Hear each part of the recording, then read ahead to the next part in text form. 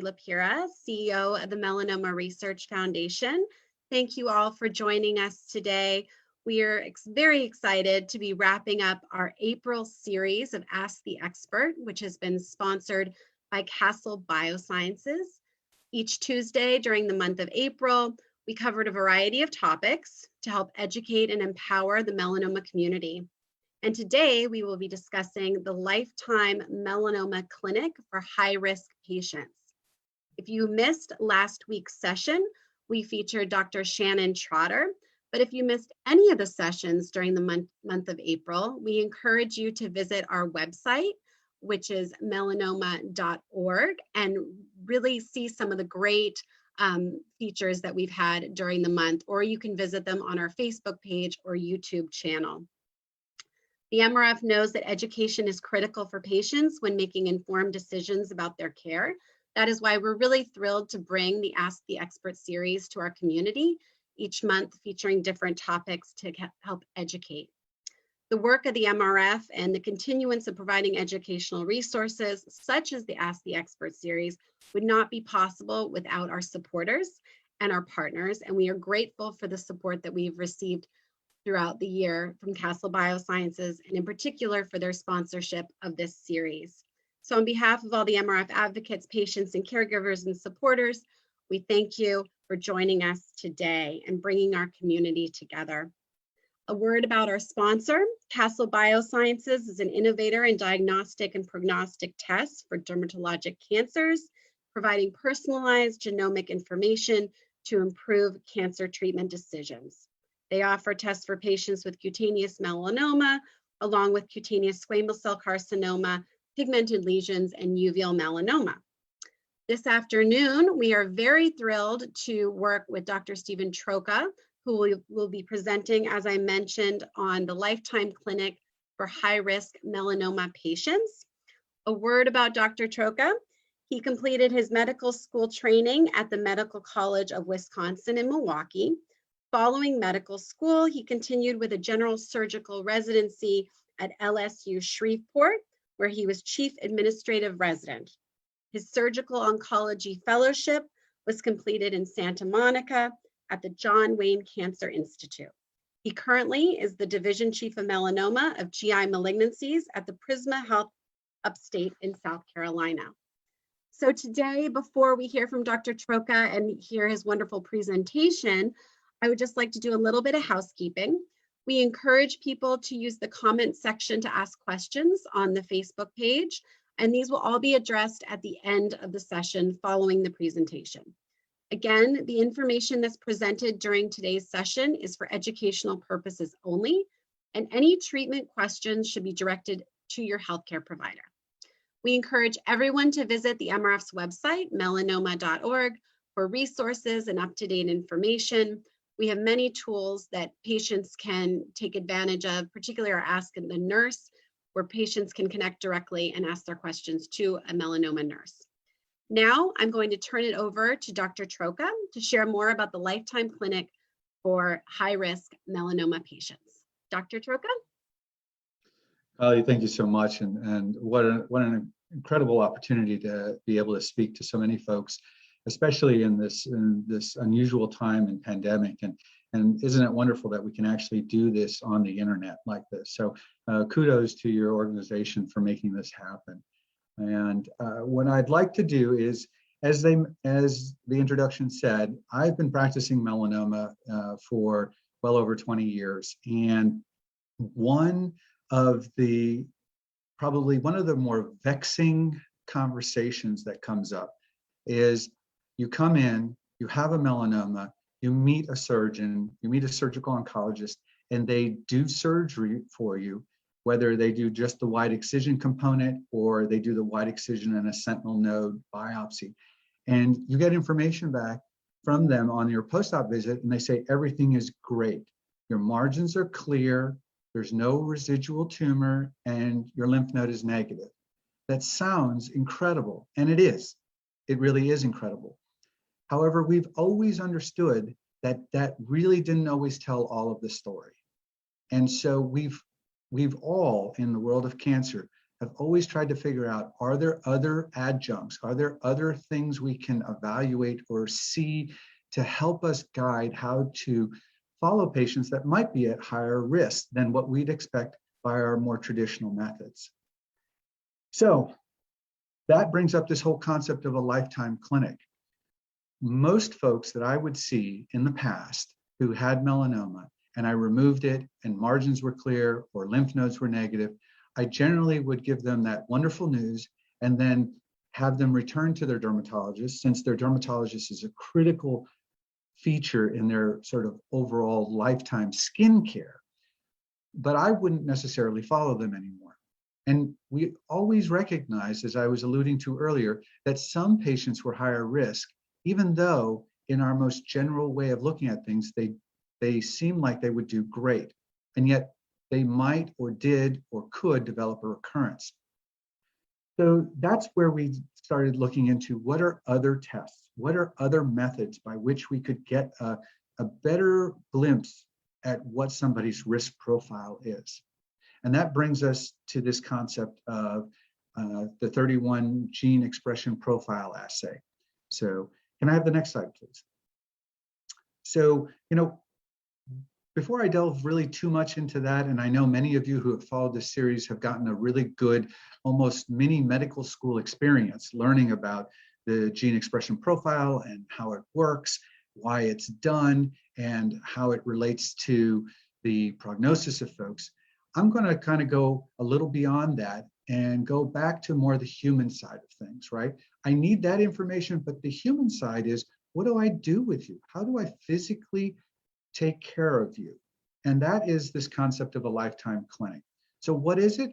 In the most basic of terms, it is a clinic where after surgery, if things looked great, but your risk profile suggested you were a higher risk patient, we would have you go to this clinic and see a variety of practitioners over a certain period of time during the year with different imaging modalities, meaning x-rays or CAT scans or PET scans, over several years. And that is quite variable as it occurs from one institution to the next. I will give you our example. I'll tell you how we set up ours. But one of the things I want you to understand is it is a physical place. It's not your dermatologist. So your dermatologist remains critical to your care. However, this is a separate place where we look at not just your skin, and we're really not looking at your skin. We're really trying to figure out, do you have a new cough? Do you have a new belly pain? Do you feel like you have a new lump that you didn't have before on your skin or near your scar? Do you have new headaches, which you never have had headaches in your life? It's an opportunity to go into the more, if you will, sort of the primary care side of things, and not talking about hypertension or diabetes, but like symptoms. What kind of symptoms do you have? Something that, quite frankly, most of us don't spend a lot of time on, and certainly the dermatologists, that's not their focus. So how do we do that? Well, we got to bring you into a physical place, an office, and then we have to decide what medical practitioner would see you. It could be anybody from a nurse practitioner. It could be a physician assistant. It could be a surgeon. There are some clinics that use the surgical oncologist as their primary person. There are some that actually use medical oncologists. Whatever and whoever is in that clinic, they are a medical professional, and they are following a program that is to try to identify and manage how you do over time. So, who would be offered this and why? Well, that is a classic question. And that's really kind of what we're doing here, right? Part of what we're doing today is trying to figure out who would you be offering this to? Lifetime clinic sounds great. Wouldn't it be great if you could kind of get a general thumbs up and an okay from your doctors, twice a year? Well, yes, I think I would like that, certainly, but that's not necessarily required for everyone, since there are a majority of patients who have a very good risk profile, meaning very low risk. And so putting them through this process would be probably too much in a lot of ways. Can I have the next slide? So as I already alluded to, this is potential makeup. You could have one or multiple of these folks in a lifetime clinic. So a medical oncologist, as all of you may know, those are what we traditionally call the chemo doctors, right? So nowadays, thankfully, in the world of melanoma, that's immunotherapy. So it's not really chemotherapy, but those are the folks who deliver that. Surgical oncologist, well, that's me. So that's what I do, right? I'm a cancer surgeon. And so my focus is always to figure out how to remove the cancer completely and then make decisions with my colleagues about what the most appropriate treatment or follow-up would be for them. Many of you probably have run across nurse practitioners or even physician assistants. They're actually a very common part of our medical community these days. And in fact, many of my partners use them in their clinic on a daily basis and for their rounds in the hospital as well. So one person is not better than the other. So I'm not trying to suggest here that that because I did your surgery, I should be the only person that should follow you in a lifetime clinic. That is not at all what we're saying here. What we're trying to say is that within your community, within the resources that your community has, if they choose to develop a lifetime clinic, there are a variety of people who can fill that role. And they don't have to necessarily be a physician. So that's just trying to give you the overview of how a lifetime clinic works. I have personally heard from a variety of my colleagues across the country who have one of these individuals in their lifetime clinic, and they're run by the medical oncologist. Somebody has a surgical oncologist. I have a colleague on the West Coast who does that. There's nurse practitioners who seem to be very popular for this type of approach, and of course, physician assistants as well. So there, again, just trying to point out that there are a variety of medical practitioners who can fulfill this role very well, and one is not necessarily better than the other. Can I have the next slide, please?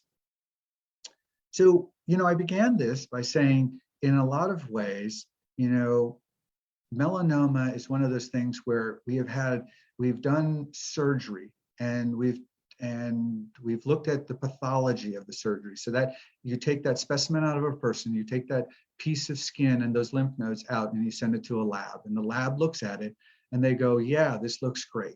And we get to give that really wonderful news when you come back to the office of saying, hey, everything is clear. This is a wonderful day. That is what is called the AJCC staging system in reality, right? So the staging system goes by what the physical exam is, but ultimately by what the pathology says. Now, it does use imaging, but you probably know that most folks who have early melanomas or who have melanomas that have negative lymph nodes, they're not really offered any other imaging because they're considered in this very standard approach, they're considered to have very good outcomes. But we understand, as I alluded to at the very beginning of this conversation, is that we do know that people do recur.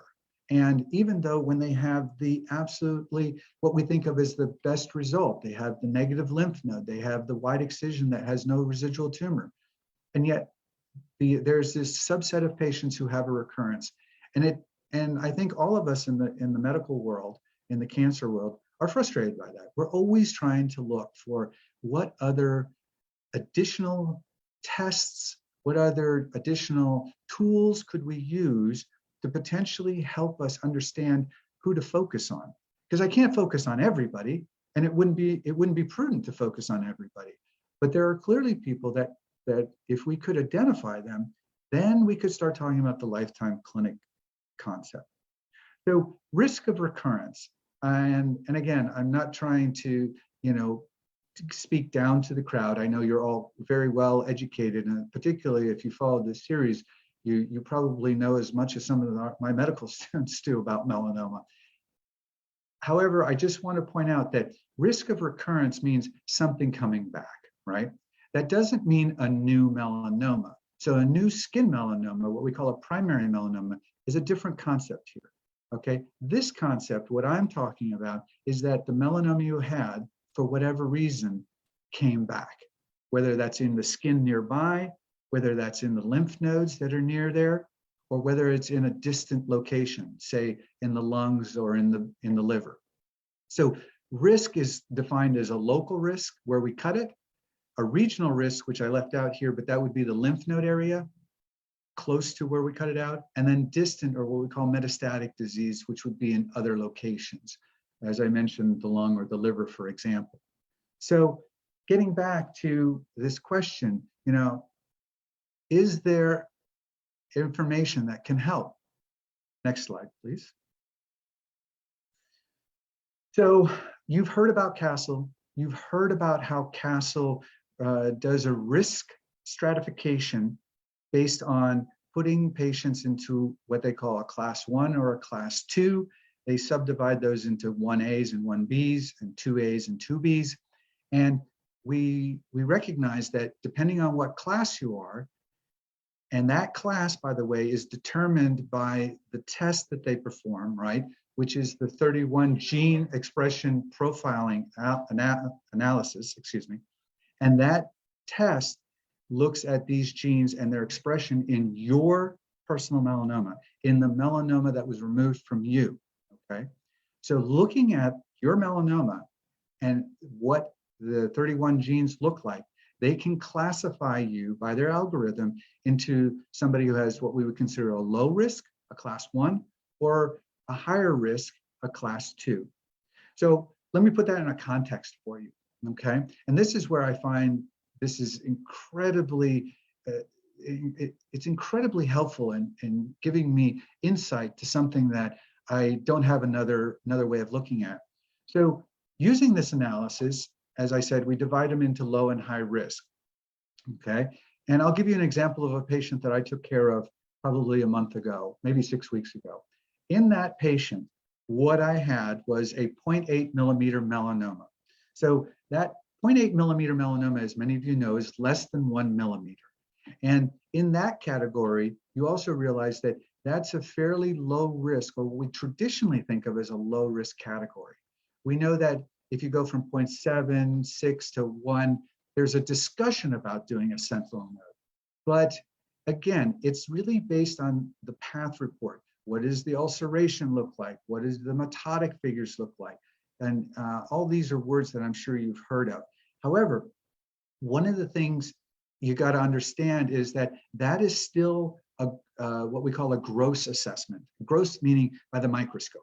So we're not dissecting the genes out when we do that. We're just looking through a microscope, which we've done over the last 75 years, easily, actually longer than that, probably close to 100 years now, we've done that. And that only gets us so far. So if you take this patient of mine, that's the 0.8 millimeters, we would look at that and we go, well, should we do a sentinel node or no? I had a long conversation with the patient. Ultimately, both the patient and I decided that the sentinel node would be reasonable in this patient. So what we did is we took them to surgery. We did the wide excision where we take out the extra skin and the soft tissue to make sure nothing is there and we have good clear margins. And we did a lymph node biopsy, the sentinel lymph node biopsy. Thankfully, right, this is the wonderful news that I get to give when folks come back after surgery. I told them there was no residual tumor. And even, and more importantly, I suppose, is that their lymph node was negative. So that's the kind of news that everybody's waiting for when they come back to see me. Not always the news we give, but it is the news I was able to give this patient. Now, in a very traditional sense, if I saw this, I think of 0.8 as a fairly good melanoma, meaning from a prognosis standpoint, how well they should do over time. I even went that extra mile in this patient for a variety of reasons, and we decided that we wanted to do the lymph node evaluation. That's not always true, and it's not always necessary. In this case, for a variety of reasons, we chose that. And all of that came back as good. Negative node, no residual tumor. Talk to me 5 years ago, I would have said, this is great news, you're doing well. I'm going to send you back to your dermatologist. They're going to do a great job taking care of you because they obviously found this, so they're going to pay attention to the rest of your skin and keep up with you. Ever have any problems? Let me know. Well, here's where that interesting part of the story starts to develop. So this patient we sent for Castle, and the Castle result came back as a 2B, all right? I think my next slide, I won't use it just yet. Nope, there it is. It comes up right away. Everybody's fast. That's great. So the next slide is really trying to give you some information about that. And what I want to do is um, if you can take a look at the slide here, the I don't think my pointer works on your screen, but if you look at the column that says 31 GEP class, that's the one third from right. Okay, that one there, correct. Thank you so much. That one there, that's the one, that's the test. Okay, and that test gives you a result. And so below that are the results. So if you're a 1A, if you're a 1B or 2A, or if you're a 2B. And again, not to perseverate, but I just want to make sure we're all clear. The 1As are considered those who have a very good profile. They have their risk is very low. The 2Bs, by distinction, are those who have a much higher risk. And so it's a question of how do you use that information and how do you assess it? So remember, I had a patient who was a 0.8 millimeter melanoma, which on the far left would have categorized them as a stage 1. Okay, so that's a stage 1 person all the way over there on the left. All right, now if you just use the standard methodologies that we've used for time infinitum, right, we would say that your 5-year melanoma specific survival from this is all about 98%. All right, that's a wonderful number. It's a real number. It's a real number. However, let's look and let's see if I can get my pointer to focus on that 2B again. Let's look at in that stage 1 going over to the 2B category. Now we're going to go straight across here. All right. If we go straight across, our 5-year melanoma specific survival is 91%. Okay. If we go next column over, that looks at the disease from melanoma free survival, right? 86%. And then there's the recurrence-free survival, which is at 76%. So those numbers don't look terrible, right? I mean, if you look at that, you're like, wow, well, 75% is pretty darn good at 5 years. But here's the thing. Look at the difference between that and the 1A in that same box. If you look at that, the 1A is 98%. So clearly, all the stage 1s really don't behave the same, right? And they don't behave the same because some of them have a different genetic expression. And that's what this Castle test allows me to differentiate, all right? So here we have a patient that I would have normally sent straight back, but now I see them as somebody who within 5 years has the possibility of a 25% recurrence or 24% recurrence is how we look at that number. If I have that information, that changes the way I do things, all right? Meaning that if I think you have a 25% possibility, so by the way, this doesn't mean 100%, right? We're talking about 1 out of 4, 25%. If I believe 1 out of 4 people might have a recurrence in that 5 years, wouldn't I want to figure out how to keep up with them and maybe catch it early?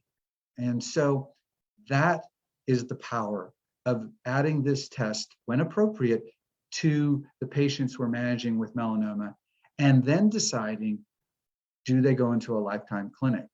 Can I have the next slide, please? All right, so this is actually my last slide. And this is really one institution's perspective. So I want to be very clear. There are a variety of folks around the country, a variety of my colleagues who have developed clinics like this, much like ours, and they choose to do it in different methods, and they have different resources available to them.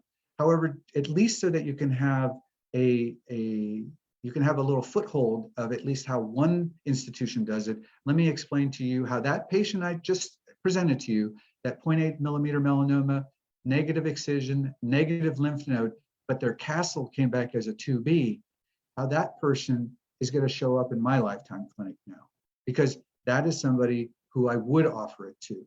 So the lifetime clinic for us represents a follow-up of every 6 months to the clinic. All right, that means twice a year for 5 years.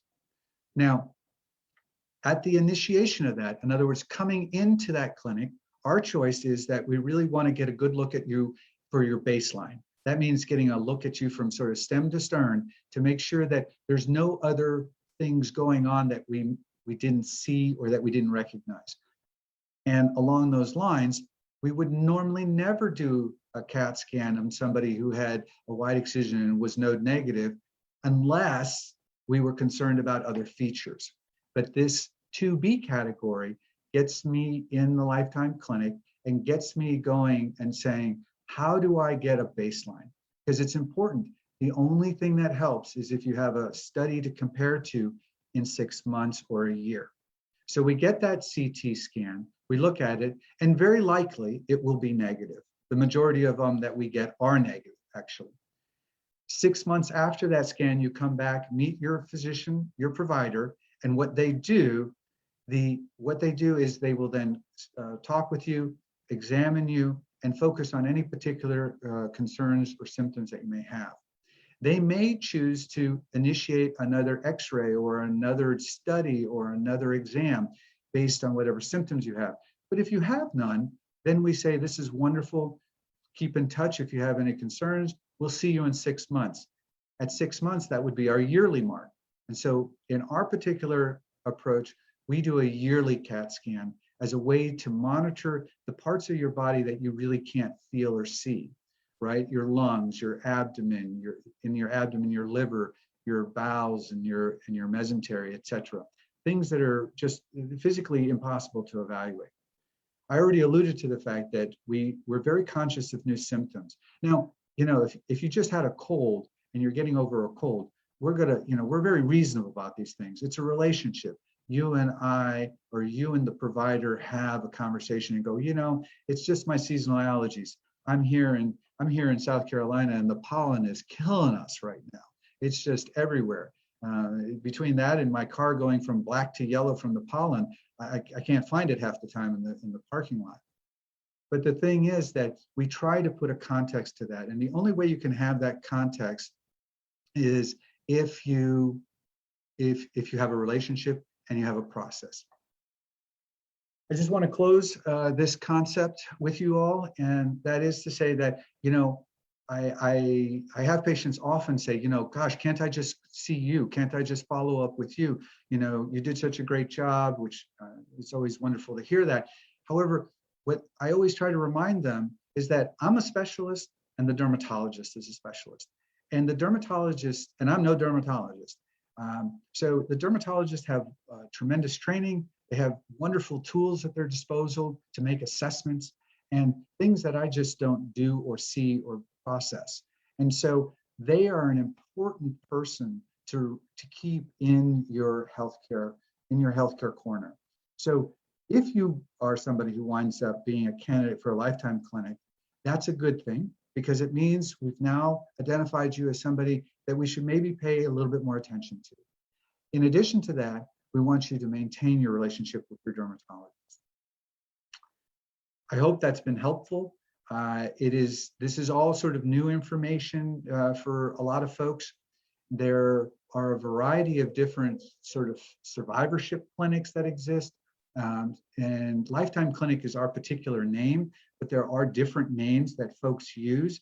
And it's not to suggest that a survivorship clinic is not a lifetime clinic. In fact, we actually have a survivorship clinic within our own institution, although it is focused on a different set of tumors and cancers. And so that can be confusing. And I think the easiest way to get through confusion is to simply ask questions. If you ask questions, it's remarkable how quickly we can take some confusion away, hopefully anxiety away, and possibly replace that with knowledge and comfort. Thank you. That's great, Dr. Troca. Thank you so much for that presentation, and certainly a lot of engagement from our Facebook community on this topic. I think for cancer patients in general, recurrence is obviously always at the top of mind. And with melanoma, oftentimes, patients are going back to their oncologist and their dermatologist, and you're really talking about sort of a multidisciplinary approach to survivorship. for a patient maybe who had a melanoma years ago and who hasn't been, followed in a lifetime clinic, what would your recommendation be to them, in terms of their follow-up and their own sort of self-advocacy, really knowing now that survivorship and these things are really becoming a greater focus for the melanoma community? What would you recommend that they do? That's a fascinating question, and it's actually a really pertinent question because the title on this is ask the expert, and that's supposedly me, okay, and this is what I've been doing for over 20 years now, right? And yet even in my world there are things that are new and they're developing, right? So I have patients. I actually had a patient this afternoon. So I was operating. I mean, not this afternoon, this morning. So I was operating this morning on multiple melanoma patients, and one of them was actually a patient that I had treated years before, and now had come back with a new melanoma. Well, so they were being appropriately taken care of by their dermatologist, and thankfully found this new primary melanoma. So not a recurrence, but a new melanoma. And I was looking through my charts. And I was looking at the records. I said, your new melanoma is annoying because you need me to do surgery, but it's really a very good prognosis. It's a thin melanoma. I think you're going to do really well from this. But by the same token, the melanoma I took care of several years ago actually kind of wouldn't fit my criteria currently of wanting me to evaluate it. So I had a conversation with them. I said, this new one, we're going to fix it. It's going to be taken care of. But the old one, interestingly enough, I still would feel more comfortable if I had more information. And even though it was several years ago and I was the provider, I now see or have that tool available. And we had a conversation about if they were interested in that. And so I think that it's important for patients to engage their providers. And for most melanoma patients, that's going to be their dermatologist, because most melanoma patients, they'll see a surgeon, they'll see a surgical oncologist, maybe a plastic surgeon, and they'll have the appropriate treatment, but then they go right back to their dermatologist. So the dermatologist is almost their primary care of their skin, if you will. And I think I just made that up. But so they will look at them, and they obviously also have a really long relationship. I mean, some of these patients have seen their dermatologist, literally since they were kids sometimes. So they're an important resource to ask and to say, hey, do you think the melanoma I've had in the past would fit to be evaluated for this test?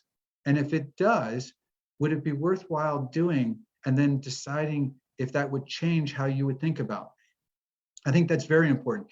There are as many people as there are in the world. There's the same number of tests, right? So everybody is going to be individual, and everybody comes to it with a different sense of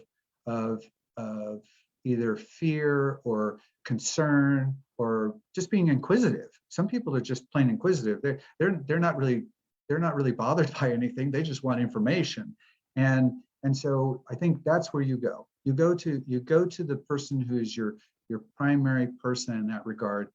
I think primary care doctors are a little tough because I don't think they run across this very much. I don't think they see this very much. I think it would be either, a dermatologist, if you felt comfortable with a surgeon, a surgical oncologist, or a medical oncologist. I think those would all be reasonable folks to ask, even if it was something done in the past. Now, there's a slight there's a little bit of a caveat there. If you had something 10 years ago, there are limitations to this test as far as how well the tissue preserves and what's available, et cetera. That's a little bit more nuanced here. But I would say, and one of my colleagues here at Castle, Liz, can correct me if I'm wrong, but I would say, certainly within the last 3 years, we would think that's a reasonable choice. If you're thinking longer than that, say out to 5 years, those are a conversation that we usually have. I've done patients as far out as 5 years. So when you're talking about, this clinic, which I think is really important for melanoma patients, and as you said, it's called different things at different institutions. Again, survivorship clinic, just kind of that long range follow up where you're really looking at the patient and their symptoms and other things they may be experiencing, sort of in their general well being, like you mentioned earlier, the headaches or other symptoms. When you're evaluating a patient for the high risk melanoma clinic, can you talk a little too about the hierarchy of, variables? For example, like familial, if there is melanoma in their family, like does that go on the peg as well? And are there other things that you're evaluating too, holistically, when you're saying yes, you're really a candidate for this clinic? That's a great question, and I think one of the things that medicine and obviously I'm in medicine, all right, I practice medicine.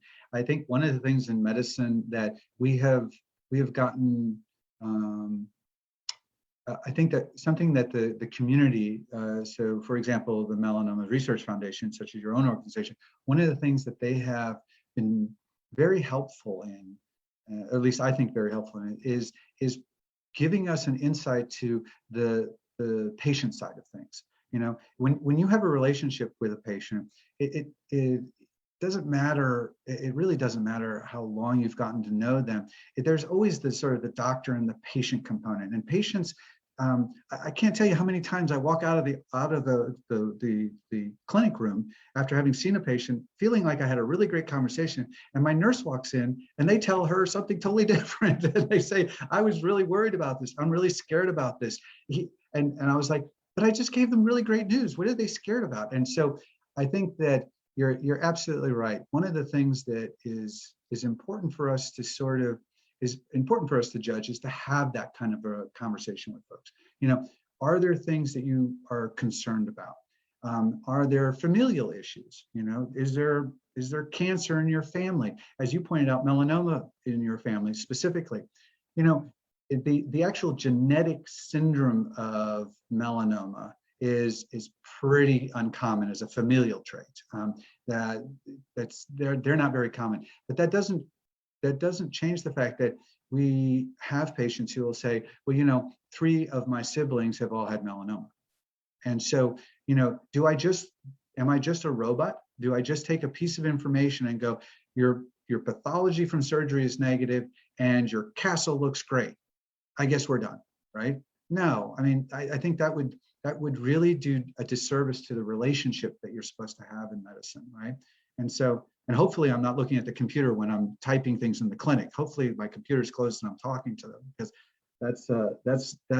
it's much easier to see people's eyes kind of glossing over or getting nervous, or even behind their mask, I can still see their eyeballs. So, but you're right. I think that, these are our touchstones. So we have the surgical component and we have the pathology report. And then we have in our particular institution, we like to use the Castle. So we'll use the Castle test to kind of give us a risk stratification. And it doesn't have to be all or nothing. There are definitely folks that I have who are either very anxious, or they're very concerned, or they have other medical conditions that they're concerned about, and they wonder, does that impact them? So this is just an example, and I'm not suggesting this as a reason to go in the lifetime committee, but I do have folks who, my older folks who have, rheumatoid arthritis, for example. So they're pretty smart. They seem to read the internet better than I do, and they find out that, this is an immunological issue, right? So they have an immune issue, and they have to take medicines that kind of blunt their immune system, right? To help with, so they can actually physically use their hands every day, just to use their hands. And so, would that be a scenario where I'd go, all your factors look good, but maybe that's something I would take into account. So absolutely. But there is as many scenarios of that as I could possibly imagine. And the only way they'll ever come up is if you speak to your provider about them, and I'll say something that maybe a little bit contrarian to my medical professionals, is if the doctor who takes care of you says, "Oh no, that's not a big deal. Don't worry about that," I would, if that makes you uncomfortable, if you don't feel like you have confidence in what they said, not that you think they're a bad doctor, just that you just didn't have confidence in that, then bounce the idea off another provider that you see. So, for example, if it's your dermatologist, go back to your dermatologist and say, I talked to Dr. Troca. He didn't seem to think that was as big a deal. What do you think?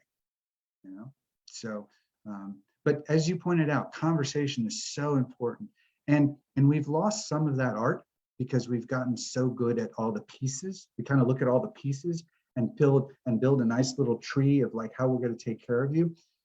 But there's a person in that tree. And we got to figure out what that person feels like while they're going through and navigating. Yeah, absolutely. I think putting the patient at the center of all of this is the most important thing. And really, again, what the MRF is here to do is to help educate the patient so they can ask questions, right? And they can get the best information and ultimately the best care. And our hope is eventually a cure for this disease. So thank you so much, Dr. Troca, for your presentation today. This is going to be concluding our final Ask the Experts session during the month of April, again, sponsored by Castle Biosciences. If you're looking for more resources, educational resources, I encourage you to visit the MRF's educational resource page located at melanoma.org. And if you missed any of the sessions this month, they can be found on the MRF's YouTube channel, as well as the MRF's Facebook page.